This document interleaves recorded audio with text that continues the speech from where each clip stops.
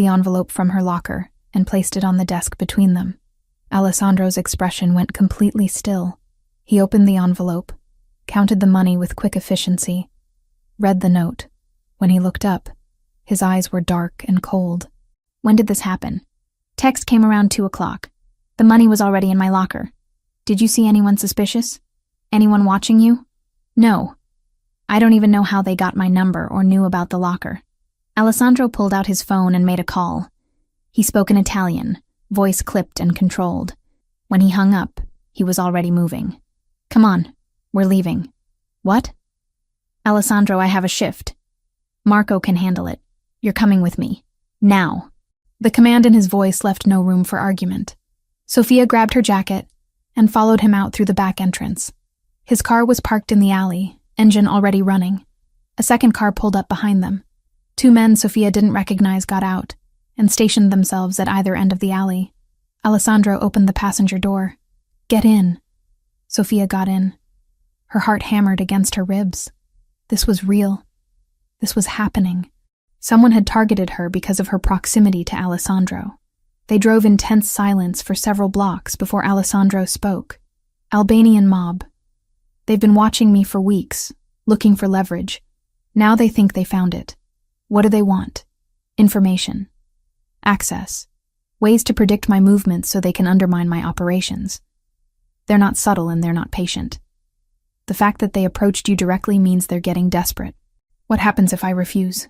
Alessandro's jaw tightened. They escalate. Threats become actions. You become a target instead of an opportunity. Fear crawled up Sophia's spine. What kind of actions? The kind I won't let happen. They pulled up to a building in Midtown. Tall. Modern. The kind of place with doormen and security cameras and residents who paid more in monthly maintenance than Sophia earned in a year. Where are we? Safe house. One of several I maintain. You're staying here until I handle this. I'm not staying in a safe house. I have a job. A life. I can't just disappear. Alessandro turned to face her fully. Sophia, listen to me carefully. The Albanians don't make idle threats. If they contacted you once, they'll contact you again. Next time it won't be money. It will be pressure. Threats.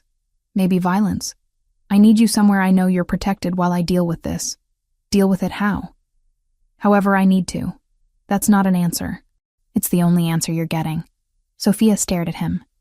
His expression was iron, immovable. But underneath she saw something else. Fear. Not for himself. For her. I won't be a prisoner, she said quietly. I can't live like that. I grew up with no control over my life. I'm not going back to that feeling. Alessandro exhaled slowly. What do you want me to do? Ignore the threat?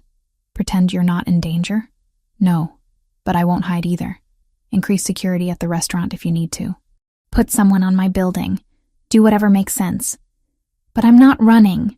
They sat in the car outside the safe house, neither moving. The city hummed around them.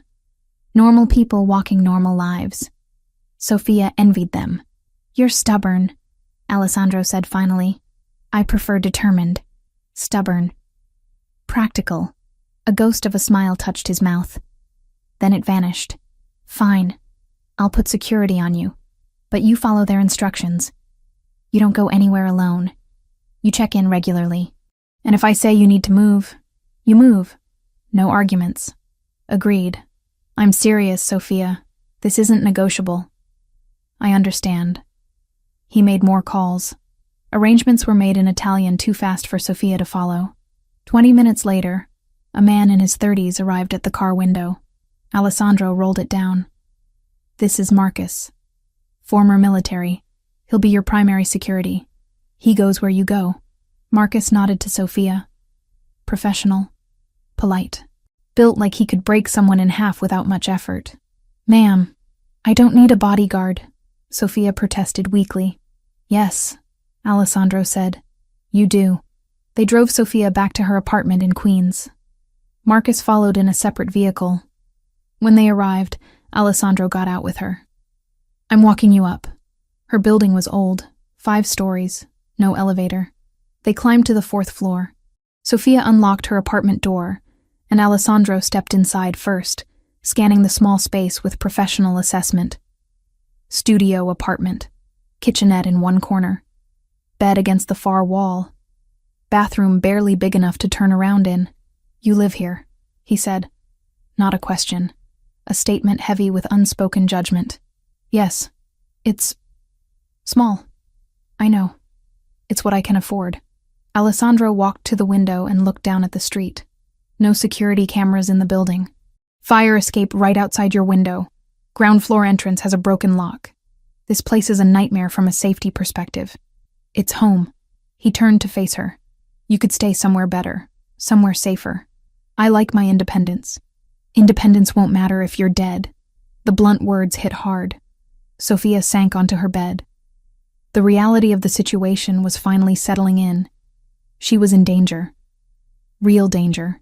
Because she worked at a restaurant owned by a man who operated in a world where violence was currency. Alessandro sat beside her, not touching, just present. "I'm sorry," he said quietly. "This is my fault. I brought you into this. I chose to come back to work. That's on me. You needed a job. I should have anticipated consequences. You can't predict everything. I should have predicted this. The Albanians have been pushing for territory for months. I knew they would look for leverage eventually. I should have kept you at a distance." Sophia looked at him. "Is that what you wanted? Distance?" Alessandro met her eyes. "No, but it would have been smarter." They sat in silence. Outside, the city moved through its evening rhythms. Car horns, distant sirens, someone playing music too loud. "What happens now?" Sophia asked. "I reach out to their leadership. We negotiate. I offer them something they want in exchange for leaving you alone permanently. What could you possibly offer them? Territory in Brooklyn, access to port operations, money. Power takes different forms. I'll find something. And if they refuse..." Alessandro's expression went cold. "They won't refuse." The certainty in his voice sent a chill through her. This was the side of Alessandro she tried not to think about. The side that solved problems with force when negotiation failed. "How long will it take? Days? Maybe a week. Depends on how reasonable they want to be. And I just..." "What? Go about my life with a bodyguard following me everywhere? Yes, I know it's not ideal. But it's necessary." Sophia stood and walked to the window. Marcus was already positioned on the street below, leaning against his car with clear sightlines in both directions. Professional. Prepared. "This is insane," she whispered. "A month ago I was just a server. Now I have security details and safe houses and Albanian mobsters leaving cash in my locker." Alessandro came to stand behind her, close but not touching. "You can walk away. I'll still protect you. I'll still handle the Albanians. But you don't have to stay at Bellanode. You don't have to stay near me." Sophia turned. They were inches apart. She could see the exhaustion in his face, the weight of constant vigilance. "Do you want me to walk away? I want you to be safe." "That's not what I asked." Alessandro's hand came up to her face. Gentle, tentative. His thumb brushed her cheekbone. "No," he said quietly. "I don't want you to walk away. I haven't wanted that since the first night you served me dinner 2 years ago. But what I want and what's best for you are very different things. Maybe I should get to decide what's best for me. And what do you decide?" Sophia's breath caught. She was standing on another edge. Another moment where everything could change. "I decide I'm tired of being afraid. I decide that danger has always been part of my life in different forms. I decide that maybe, for once, I want something I actually want, instead of just something safe." Alessandro's eyes searched her face. "You're sure?" "No, but I'm choosing it anyway." He leaned forward slowly, giving her time, giving her choice. This time Sophia didn't pull away. Their lips met. Soft. Careful. A kiss that felt like a promise and a risk all at once. When they separated, Alessandro rested his forehead against hers. "I'll keep you safe," he whispered. "Whatever it takes." "I know." They stood there in her small apartment while the city moved around them. Two people choosing danger over safety. Connection over distance. Whatever came next, they would face it together. 7 days passed. 7 days of Sophia living with constant security. Marcus followed her everywhere. To the restaurant, home, the grocery store, everywhere. She hated it. Hated the loss of privacy. Hated feeling watched constantly. But Alessandro had been clear. This was non-negotiable until the Albanian situation was resolved. On the 8th day, Alessandro came to the restaurant during the afternoon lull. Sophia was in the office reviewing next week's schedule when he walked in and closed the door behind him. "It's handled." Sophia looked up. "The Albanians?" "Yes. We came to an agreement. They get expanded port access and Red Hook. I get assurances that you and anyone connected to Bella Notte are completely off limits. Permanently." Relief flooded through her. "It's really over?" "The immediate threat, yes. I can't promise there will never be other problems. That's the nature of this life. But this specific situation is resolved. What does that mean for Marcus?" "He'll stay for another 3 weeks. Make sure the agreement holds. After that, we'll reassess." Sophia nodded. A few more weeks of constant surveillance felt manageable if it meant real resolution on the horizon. "Thank you," she said, "for handling it. You don't need to thank me. This happened because of me. I was cleaning up my own mess. Still, thank you." Alessandro moved closer to the desk. They hadn't been alone together since the kiss in her apartment. Work had kept them in public spaces with staff constantly around. Now, in the privacy of the closed office, the memory of that kiss hung heavy in the air between them. "How are you?" he asked quietly. "Really tired, stressed, trying to pretend everything is normal when it's not. I know the feeling." They stood there looking at each other. So many things unsaid. So many complications. The moment broke when Marco knocked on the door. "Boss, sorry to interrupt. There's someone here to see Sophia." Alessandro frowned. "Who?" "Federal agents. They want to ask some questions." Sophia's stomach dropped. Alessandro's expression went carefully neutral. "Tell them we'll be out in a minute." Marco nodded and left. Alessandro turned to Sophia. "FBI? They're probably investigating connections to my organization. Standard procedure. Don't lie to them, but don't volunteer information either. Answer exactly what they ask and nothing more. Understand?" "Yes." "And Sophia, you have rights. You don't have to talk to them without a lawyer present if you don't want to. I didn't do anything wrong." "I know, but that doesn't always matter to federal agents building a case." They walked out together. 2 people in dark suits stood near the hostess station.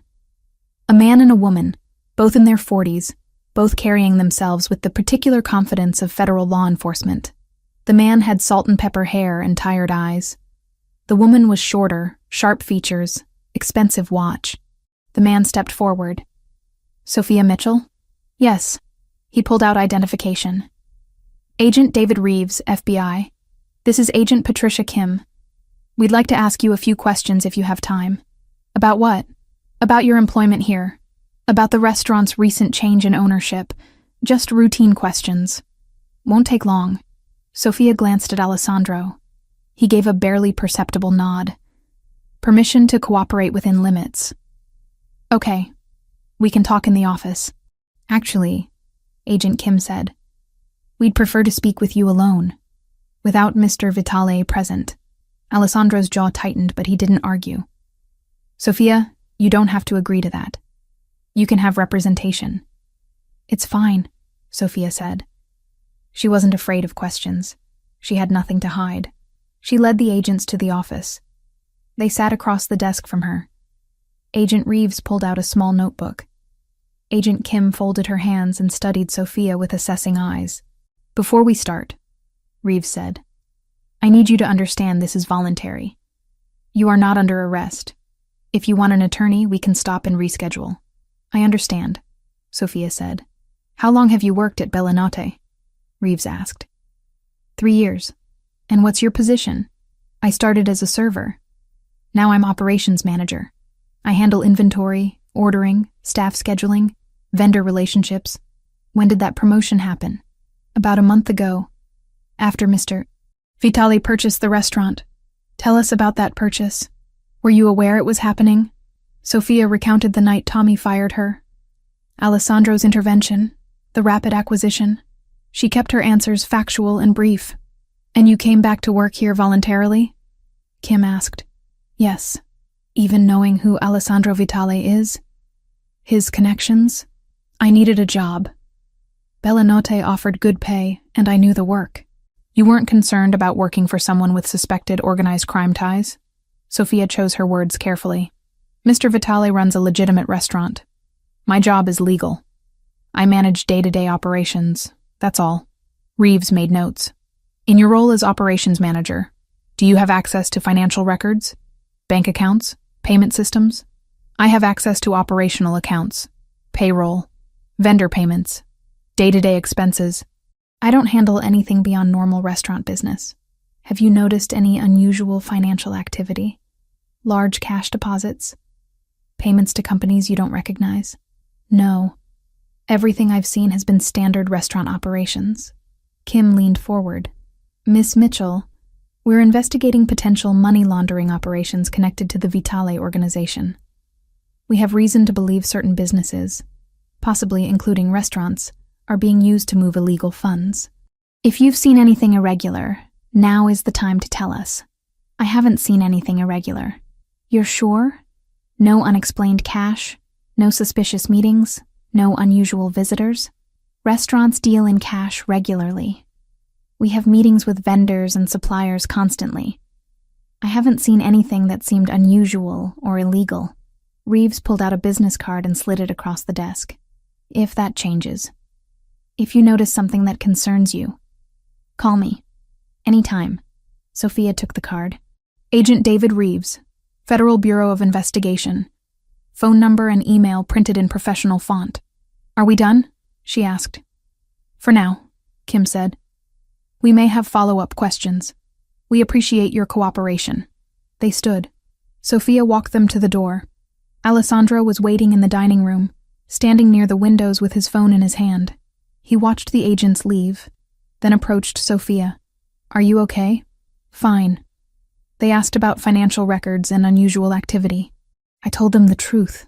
I haven't seen anything. Good. Alessandro? Not here. Let's go somewhere private. They went to his car. He drove without speaking, heading toward the waterfront. When he parked overlooking the Hudson River, the sun was starting to set, painting the water in shades of orange and gold. FBI has been investigating me for years, Alessandro said finally. They know what I do. They just can't prove it. I keep my legitimate businesses completely separate from everything else. Bellanotte is clean. Every transaction is legal. Every dollar is accounted for. I would never risk bringing federal attention to something that matters personally to me. They think you're laundering money. They think a lot of things. Most of them are true, but not about the restaurant. Sophia had known his name for 2 years. The whispers, the sudden hush in a room when it was spoken, the way people measured their words around him. But knowing a reputation was not the same as hearing him claim the truth with his own mouth. Sophia turned to face him. Tell me the truth. All of it. Not just about Bellanotte. About what you actually do. Alessandro was quiet for a long moment. When he spoke, his voice was measured and honest. I run an organization that controls shipping operations, construction contracts, waste management, and protection services across 3 boroughs. Some of those operations are legal. Some are not. We move goods that don't always go through proper channels. We enforce contracts that courts won't touch. We provide services that exist in gray areas of the law. You mean illegal areas? Yes. Drugs? No. I don't touch narcotics. My mother's brother died from an overdose. That's a line I won't cross. Violence? Alessandro's eyes met hers. When necessary. I try to avoid it. But in my world, sometimes force is the only language people understand. Sophia felt her chest tighten. Hearing it stated plainly was different from suspecting it, different from knowing abstractly. This was concrete, real. Alessandro Vitale ran a criminal organization. He broke laws. He hurt people when he deemed it necessary. Why are you telling me this? She whispered. Because you asked. Because you deserve honesty. Because if this is going to be something real between us, you need to know exactly who I am, not the version I present to the world. the actual truth. And if I can't accept it, then we end this now, before either of us gets more invested, before it becomes impossible to walk away. Sophia looked out at the water. The city skyline reflected in the Hudson. All those buildings full of people living normal lives, working normal jobs, dating normal men who didn't come with FBI investigations and Albanian threats. She could have that. Could walk away right now. Go back to being just Sophia Mitchell, operations manager at a restaurant. Keep professional distance from the owner. Let this potential relationship die before it fully formed. It would be smart, safe, sensible. I need time to think, she said. Alessandro nodded. Take all the time you need. How much time will you give me? As much as you want. I'm not going anywhere. He drove her back to the restaurant. Sophia got into her own car and drove home to Queens. Marcus followed at a discreet distance. She waved to him when she got inside her building. He nodded and took up his position on the street. Inside her apartment, Sophia sat on her bed and stared at Agent Reeves's business card. She could call. Could tell them she knew Alessandro ran criminal operations. Could cooperate with their investigation. Maybe they would offer protection. Maybe they would help her disappear if things got dangerous. But that wasn't what she wanted. The realization hit her slowly. She didn't want to disappear. Didn't want to betray Alessandro. Despite everything he had just told her. Despite knowing the truth about his life. She wanted to stay. Not because she was trapped. Not because she was afraid. But because underneath all the danger and complication, she saw something real. Someone who understood loneliness. Someone who knew what it meant to survive. Someone who looked at her like she mattered more than anything else in his complicated world. 2 days passed. Sophia went to work. Did her job. Avoided Alessandro as much as possible while she processed. He gave her space. Didn't push. Didn't pressure. Just existed in the background of her life, waiting for her decision. On the 3rd day, Sophia found him in the restaurant during the afternoon. He was reviewing paperwork at table 7, his usual spot. She walked over and sat down across from him. He looked up. Hi. Have you decided? I'm still thinking. Okay. Can I ask you something? Anything. If I stay, if I choose this, can you promise me the restaurant stays clean? That Bellinate never becomes part of your other operations? I promise. This place is separate. It stays separate. And can you promise that you'll be honest with me? Not about business details. I don't need to know specifics. But about anything that puts me at risk. Anything I need to be aware of for my own safety. Yes, I can promise that. Sophia took a deep breath. I grew up with no control over my life. I was moved from home to home. Had decisions made for me by strangers. Spent years feeling powerless. I know. Working in restaurants gave me back control. I could choose where I worked, how hard I pushed, what risks I took. And for years, I chose safety. I chose distance from anything that felt dangerous or unstable. Alessandro waited. Let her work through it. But safety is an illusion, Sophia continued. I learned that watching foster siblings get hurt in safe homes. Watching people struggle despite doing everything right. Safety doesn't protect you from life. It just limits what you're willing to risk. What are you saying? I'm saying I've thought about this. Really thought about it. And I know the smart thing would be to walk away. To find another job. To date someone normal who doesn't come with federal investigations and security details. Yes, that would be smart. But I don't want smart. I want real. And what I feel when I'm around you is the most real thing I've experienced in years. She met his eyes. So I'm choosing this. I'm choosing you, with full knowledge of who you are and what your world involves. Alessandro's expression transformed. Relief. Joy. Something deeper that she couldn't quite name. Are you sure? No, but I'm doing it anyway. He reached across the table and took her hand. His grip was warm, strong, certain. I'll keep you safe, he said quietly. That's not negotiable. You're choosing to stay in my life, but you're not choosing to be unprotected. Understood? Understood. And if you ever change your mind, If this becomes too much, you tell me. No judgment, no consequences. You can walk away whenever you need to. Okay. They sat there holding hands across table 7. The restaurant was empty except for kitchen staff prepping for dinner service. Afternoon light filtered through the windows. Outside, Manhattan moved through its rhythms. Inside, something fundamental shifted. Sophia had made her choice. Now she would live with it. Whatever came next, she was ready. The first morning after Sophia made her choice, she woke up feeling different. Lighter. Like a weight she had been carrying for 2 years had finally been set down. She checked her phone. A text from Alessandro, sent at 6 in the morning. Good morning. Coffee is ready when you get here. Sophia smiled. Small gestures. Consistent. Reliable.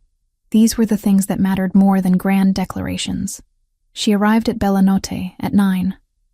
The restaurant was quiet, morning light streaming through the windows. Alessandro was in the office, reviewing something on his laptop. A cup of coffee sat on the desk, black with 1 sugar. You're early, he said without looking up. So are you. I'm always early. Sophia picked up the coffee and took a sip. Perfect temperature. Perfect sweetness. He had been making her coffee every morning for weeks now, and he knew exactly how she liked it. Thank you, she said. You're welcome. They settled into the day's work. Sophia had vendor calls to make, schedules to finalize. Alessandro had his own meetings, his own responsibilities. But throughout the day, their paths crossed. Small moments, his hand on her lower back as he passed behind her in the narrow hallway. Her fingers brushing his when she handed him paperwork. Nothing dramatic. Just presence. Just choice being lived out in tiny increments. The week passed in similar fashion. They worked together during the day, had dinner together most nights after service ended, talked about everything and nothing, childhood memories, favorite books, the small details that built intimacy brick by brick. On Friday night, Alessandro sat at table 7 during dinner service. Sophia brought him his usual order without asking. When she set the plate down, he caught her wrist gently. Sit with me. Just for a minute. I'm working. Marco can handle the floor for 5 minutes. Sophia sat. The dining room buzzed with conversation and clinking silverware. They existed in a small bubble of quiet within the noise. I've been thinking about something, Alessandro said. What? The first night I came here, 2 years ago. I had just buried someone. One of my men. Young kid. 23. Got caught in crossfire that wasn't meant for him. Sophia's chest tightened. I'm sorry. I came to dinner because I didn't want to be alone but couldn't stand being around my own people. Everyone looking at me to make decisions, to be strong, to not show weakness. He paused. You served me that night. Efficient. Kind. You didn't know who I was yet. Treated me like any other customer. And for 1 hour, I got to be just a man eating dinner. Not a boss. Not a killer. Just someone who needed a good meal and a moment of peace. I remember that night. You looked exhausted. I was. I've been exhausted for years, but sitting at this table every Friday gave me something to look forward to. One night a week where I could pretend to be normal, where someone treated me like I was human. Sophia reached across the table and took his hand. You are human. Complicated and dangerous and involved in things I don't fully understand. But human. I know that now. You taught me that. They sat in silence for a moment. Then Sophia stood. I need to get back to work. But we'll talk more tonight, after closing. I'll be here. The evening continued. Service ran smoothly. No disasters, no emergencies. Just a restaurant doing what restaurants do. Feeding people. Creating moments. Building memories. When the last customer left and the staff finished cleaning, Sophia found Alessandro waiting by the front windows. He stood silhouetted against the city lights, hands in his pockets, watching the street below. Ready? He asked when she approached. For what? I want to show you something. They took his car. He drove through Manhattan's late-night traffic, heading downtown. When he parked in Little Italy, Sophia looked around in confusion. Why are we here? You'll see. They walked half a block. Alessandro stopped in front of an empty storefront. Dark windows, faded sign. Clearly closed for years. "This was my mother's restaurant," he said quietly. "Bella Rosa. She opened it when I was 8. Closed when I was 12 after my father died. The Sicilians burned it 6 months later when she couldn't pay protection money." Sophia looked at the abandoned space. She could imagine it filled with light and life. Could picture a younger Alessandro helping his mother in the kitchen. Learning to cook. Learning that food could be love. "I bought the building 3 years ago," Alessandro continued. "Before I bought Bellanotti. Paid twice what it was worth to get the owner to sell. I've kept it empty. Couldn't decide what to do with it." "What do you want to do with it?" "I don't know. Part of me wants to rebuild it exactly as it was. Bring Bella Rosa back to life. But I can't recreate the past. My mother is gone. That version of this place is gone." Sophia studied his profile. The grief was still there. Probably always would be. Grief didn't disappear. It just became something you carried differently. "Maybe it doesn't need to be Bella Rosa," she said. "Maybe it could be something new. Something that honors what it was while being something different." Alessandro looked at her. "What are you suggesting?" "I don't know yet. But you don't have to decide tonight. The building will still be here when you're ready." They stood on the quiet street for a while longer. Then Alessandro took her hand, and they walked back to the car. The drive to her apartment in Queens took 20 minutes. When they arrived, he parked but didn't turn off the engine. "Do you want to come up?" Sophia asked. "Do you want me to?" "Yes." Alessandro turned off the car. They climbed the 4 flights to her studio apartment. Inside, Sophia kicked off her shoes and went to the small kitchen area to make tea.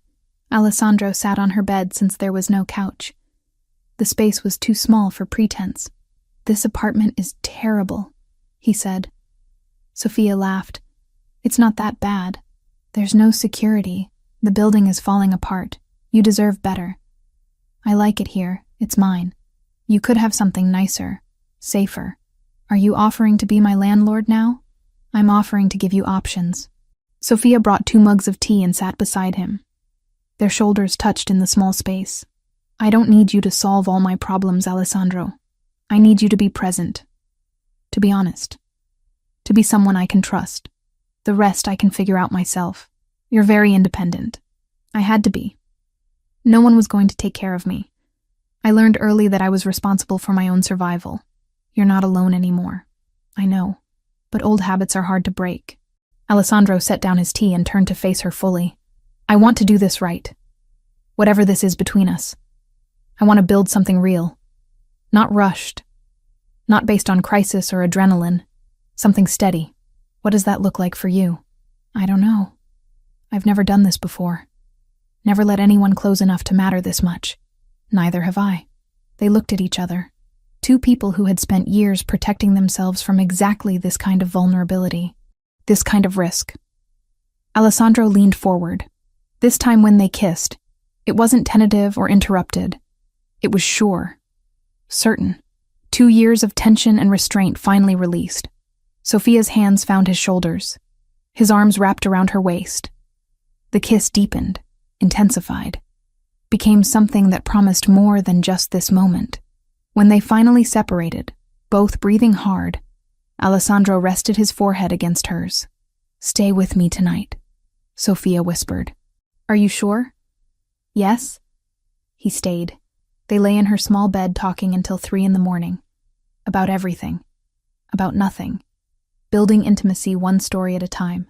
When they finally fell asleep, tangled together in the narrow space, Sophia felt safer than she had in years. The weeks that followed established new rhythms. Sophia and Alessandro were together, not hiding it, not advertising it, just existing as 2 people who had chosen each other despite all the complications. The staff at Bellanotte figured it out quickly. The way Alessandro looked at Sophia, the way she smiled when he entered a room, the small touches that passed between them. No one commented directly, but everyone knew. Sophia's official promotion to general manager came with business cards and a salary that finally allowed her to start saving money. Alessandro gave her full autonomy over operations. He trusted her judgment, let her make decisions without constantly second-guessing. It was the kind of professional respect she had always wanted, but never experienced before. The FBI came back twice more. Same questions, same fishing for information. Sophia gave the same answers. She saw nothing illegal, knew nothing useful. Eventually, they stopped coming. Either they gave up, or decided she genuinely had nothing to offer their investigation. Marcus, her bodyguard, was reassigned after the Albanian agreement held for 3 weeks. Sophia was glad for the returned privacy, but surprised to find she missed his steady presence. He had been professional, respectful, never intrusive. She told Alessandro this one night, and he smiled. Marcus is still around. You just don't see him anymore. But he's there. Alessandro. What?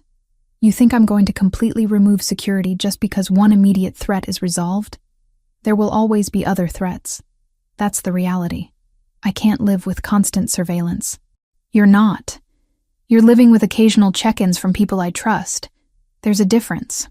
Sophia wanted to argue, but realized it was pointless. This was Alessandro's world. This was the compromise she had accepted. Occasional security in exchange for being with someone who made her feel alive for the first time in her adult life. 1 month after Sophia made her choice, Bella Notte closed for 2 days for minor renovations. New tables, fresh paint, updated lighting that made the space feel both modern and timeless. When they reopened, the place was packed. Reservations booked solid for weeks. Sophia stood near the hostess station on opening night, watching the controlled chaos of a full dining room. She had staff she trusted, systems that worked, a restaurant that functioned like a well-oiled machine because she had built it that way. Alessandro sat at table 7, his spot, his routine. But now when she brought him water and bread, she sat down across from him for a moment. "Busy night," she said. "You've done well. The place runs better than it ever has. I had good resources to work with.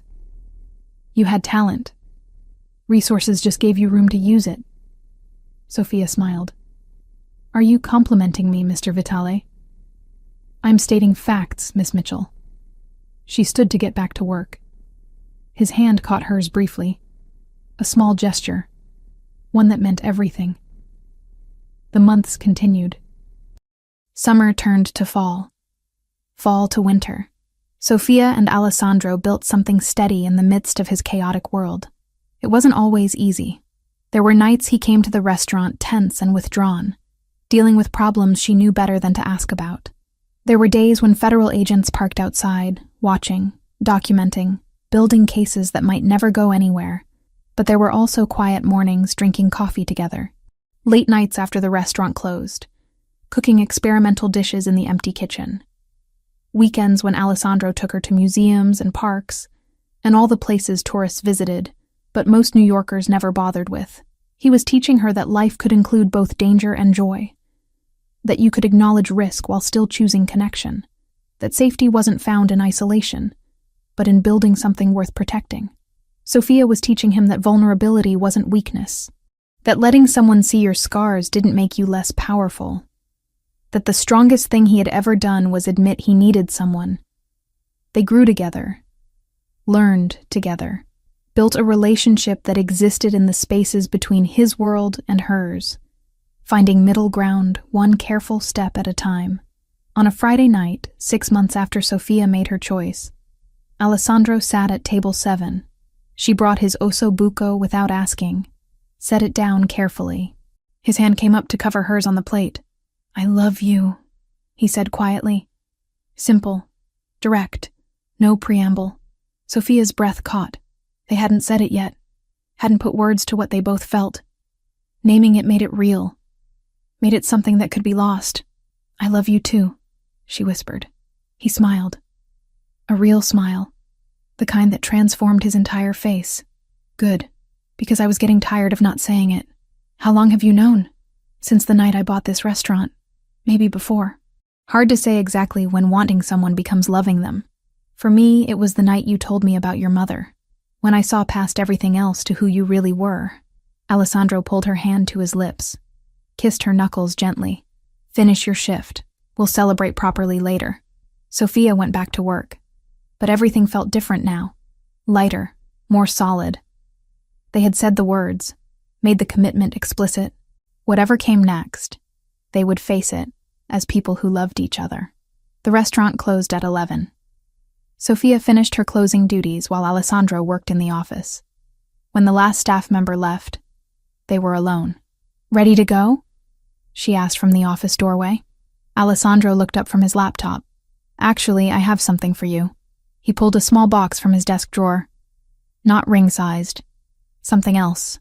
Sophia took it and opened it carefully. Inside was a key. "What's this?" "Key to my apartment in Midtown. I want you to have it. You don't have to move in. Not yet. But I want you to have the option. I want you to know you always have a place with me." Sophia stared at the key. Such a small object. Such an enormous gesture. Alessandro giving her access to his private space, his home, the place where he went to be alone. "Are you sure?" "I've never been more sure of anything." Sophia closed her fingers around the key. "Thank you. You're welcome." They left Bellinot together, walked out into the Manhattan night. The city moved around them in its endless rhythm. Millions of people living millions of lives. Most of them would never understand the choice Sophia had made, the world she had entered, the risks she accepted daily, but that was okay. Her life wasn't meant to make sense to anyone else. It just had to make sense to her. And standing there with Alessandro's hand in hers, a key to his apartment in her pocket, and 6 months of building something real behind them, it made perfect sense. She had chosen danger over safety, connection over distance, love over fear. And she would choose it again, every single day, the restaurant behind them, the city ahead of them, their future uncertain, but their commitment absolute. Sophia Mitchell and Alessandro Vitale, two people who had been invisible for different reasons, who found each other in the chaos, who built something worth protecting in the spaces between his world and hers. It wasn't a fairy tale. It was better. It was real.